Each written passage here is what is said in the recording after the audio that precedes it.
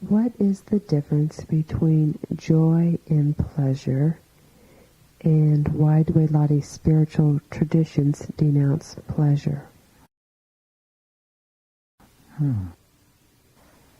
This is a very wise question you've been prompted to ask in your willingness to be a creator.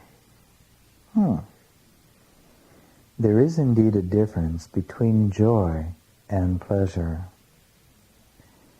In your human realm, in the realm of the body-mind, joy and pleasure are often deeply confused. And so the mind becomes hoodwinked into pursuing pleasure, believing it will find joy. How then to distinguish between the two?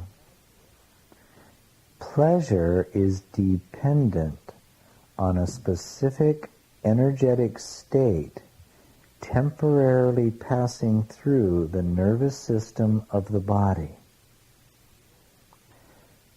Joy is a quality of recognition in the spirit or the deep mind or the heart that transcends all conditions.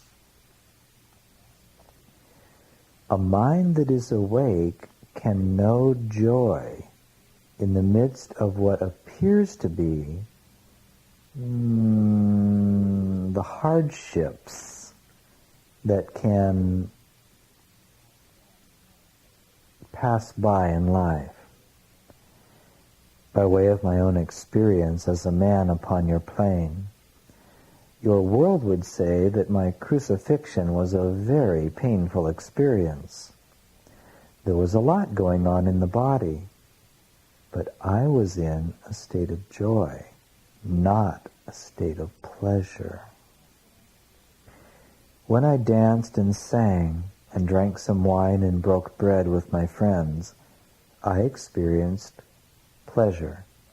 That is, the food substances, the vibrations of the music created a temporary pattern of energy in the nervous system that elicited certain reactions within the brain, mind, and the body itself. Pleasurable sensations. I learned, because I was taught to learn, that pleasure is exactly the same as pain in this regard. It has a beginning and an end, and it passes through the physical body and the nervous system and the brain, and that's it. I learned that joy was becoming free of all illusions of separation. Imagine that the depth of your mind was truly like a spacious ocean that could contain all waves that arise within the field of the body-mind without any resistance at all, without being disturbed in its depth. There could be a great storm on the surface, but the depth of the ocean is undisturbed. Joy is a quality of awareness that is brought about through the release of illusions and the correction of how the mind thinks and how the heart feels. Joy is a quality of being that is not dependent on health or disease, money or poverty, birth, death, loss, or gain. To gain something in the world does not increase joy. It may temporarily give you pleasure.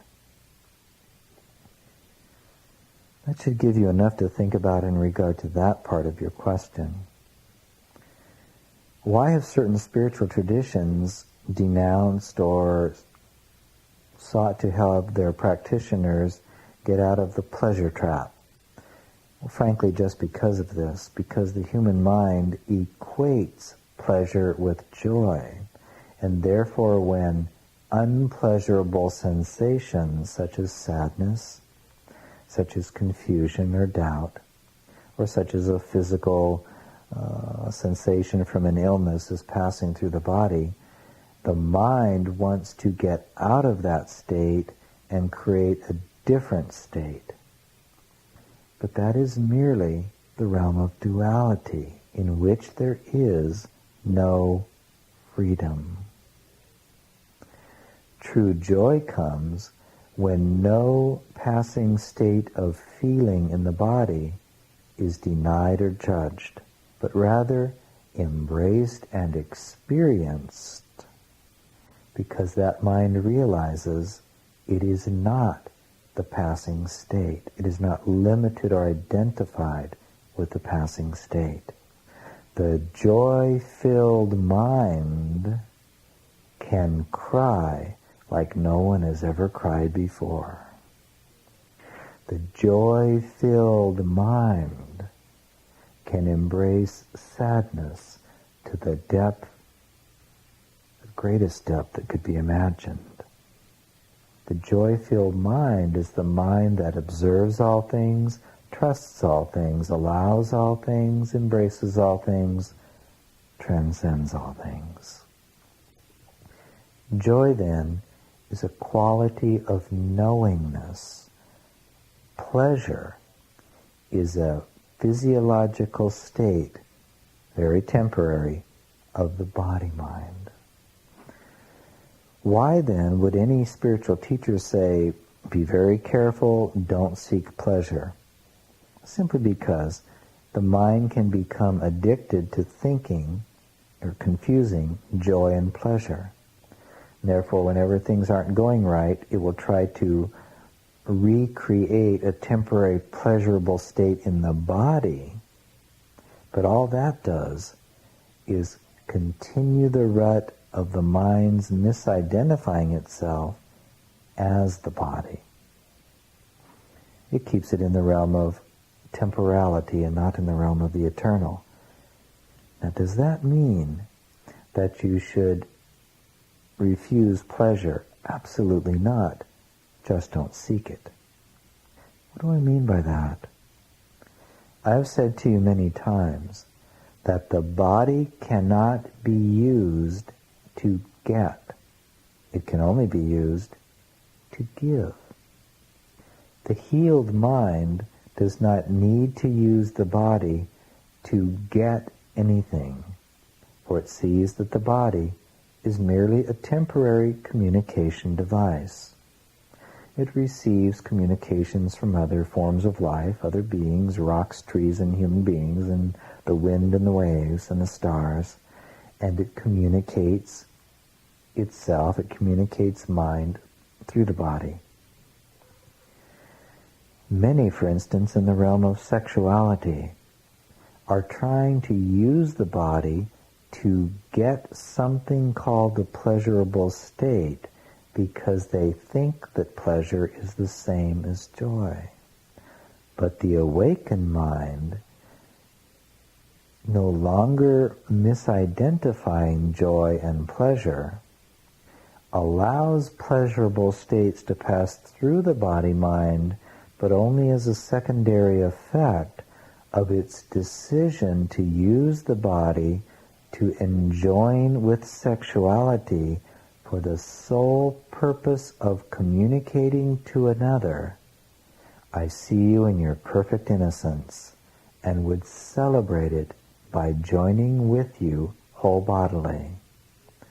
So it is involved in giving, and the pleasurable states that may or may not come, and are always perhaps a little different, are only secondary.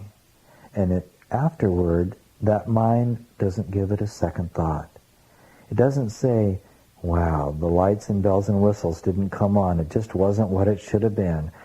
That kind of mind is involved in getting, because it needs pleasure, because it believes that pleasure is the same as joy. Joy is the recognition that I and my Father are one, and that in all contexts I can choose love over fear. Therefore, indeed, there is a reason that many spiritual traditions have warned its students about the pleasure thing. Often that has gotten misinterpreted and gone beyond the point of its usefulness. If a mind denies or suppresses pleasure, it has the same effect as the mind that becomes addicted to pleasurable states. It will put out as much energy to resist a passing physiological state as the addicted mind will put into seeking pleasurable states. Either one is imprisonment. Therefore, my suggestion for you is, do not seek pleasure, but rather seek the kingdom. Be the presence of love, and when pleasurable sensations pass through your awareness in the body-mind, notice them, accept them, and be done with them. Just like when so-called unpleasurable states, sadness, anger, fear, whatever it is that is arising, notice it, embrace it, let it pass through. Get on with being the presence of love. Does that help you in regard to your question? Yes. Did it bring any illumination? Yes. And indeed, beloved friend, remember, the body simply cannot accomplish getting anything. It can be used for grand things, the extension of love. That in itself usually will generate acceptable, passing, pleasurable sensations.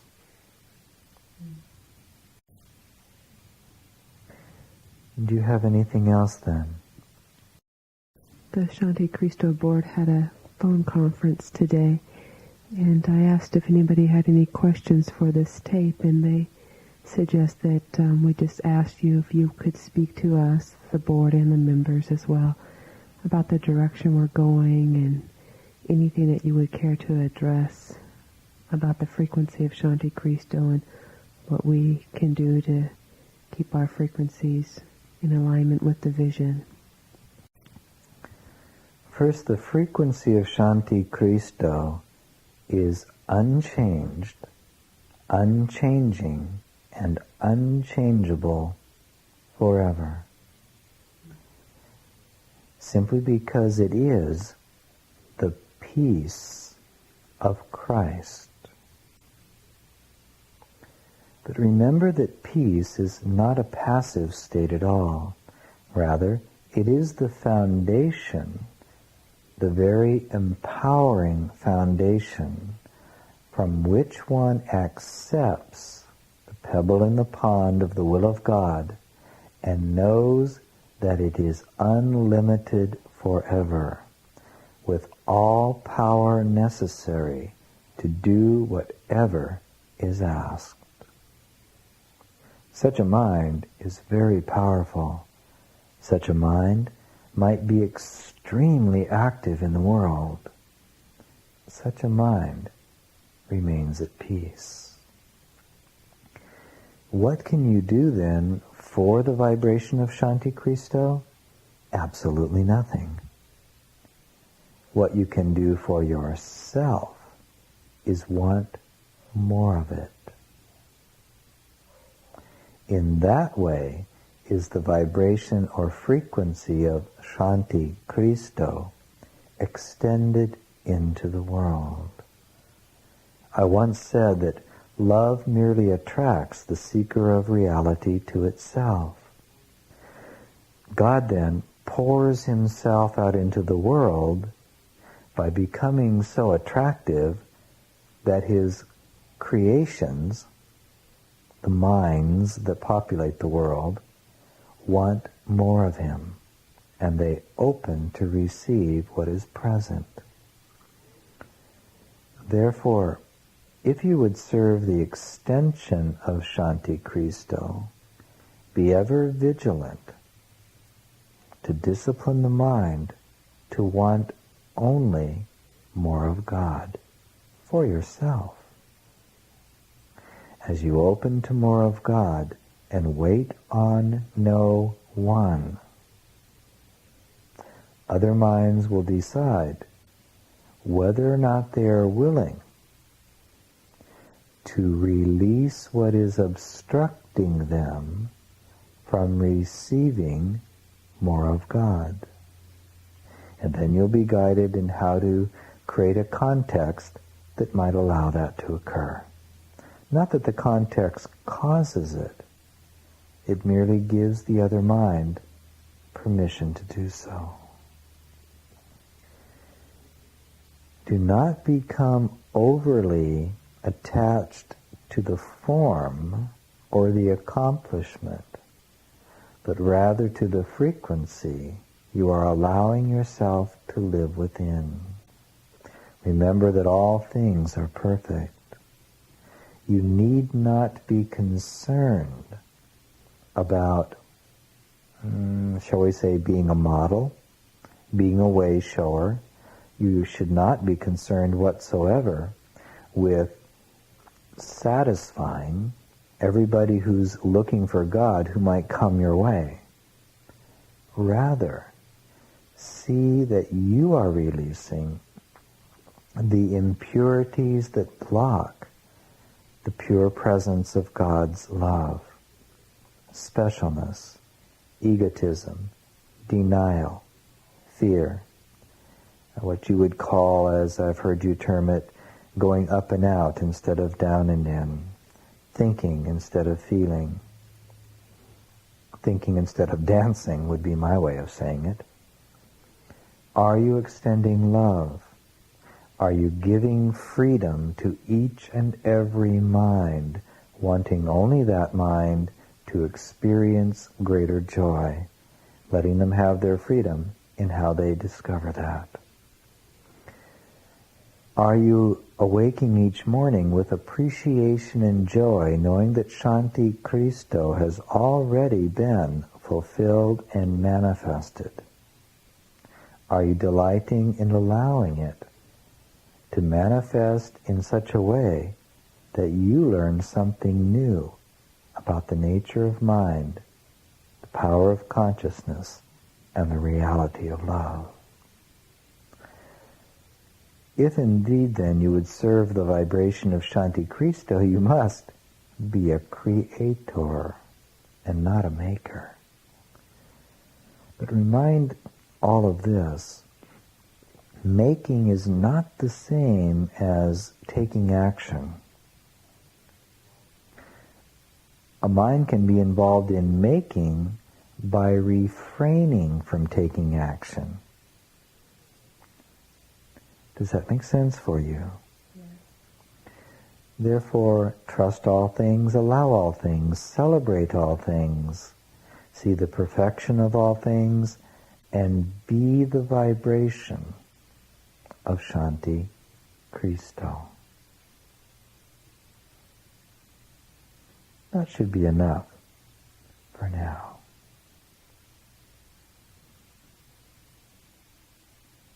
Do you have anything else?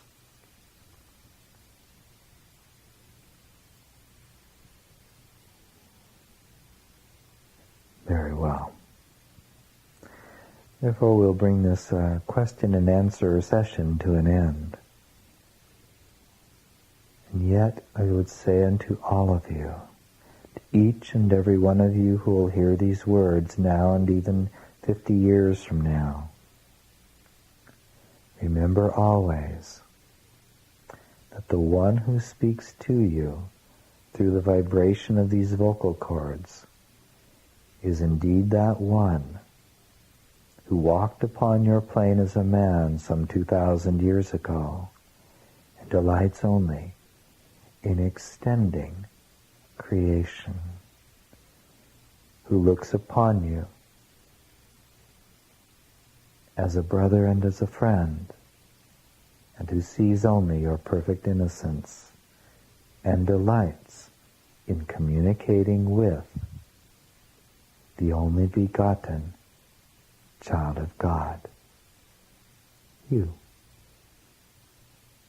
Be therefore at peace and know you are loved. Amen.